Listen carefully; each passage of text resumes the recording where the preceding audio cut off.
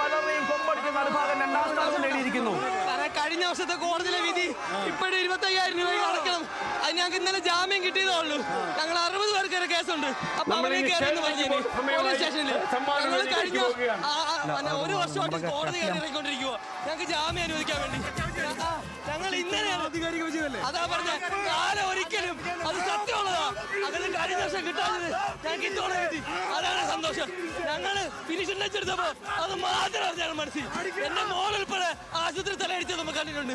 അതിനൊക്കെ ഞാൻ അവരെ കാണാൻ പോവാം. അതിനുള്ള മറുപടി ആയിരുന്നു കൊടുത്തു.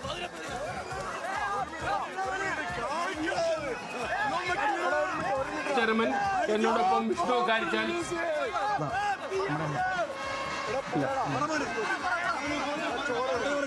കഴിഞ്ഞ ഈ പറഞ്ഞ ടീമുകളല്ല 45-50 ദിവസം ട്രയലോട്ടാ വന്നത്. ഞങ്ങളെ 35 ദിവസം ട്രയലോട്ടാ വന്നത്.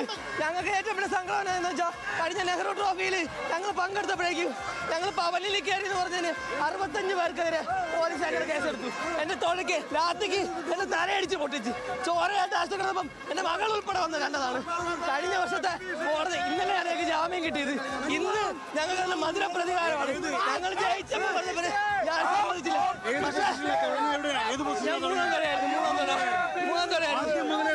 ജയിക്കുന്ന കാര്യം 100% ഉറപ്പാണ്.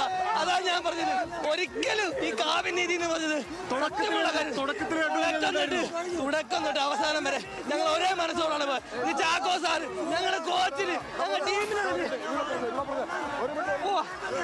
മോളെ കാണണം.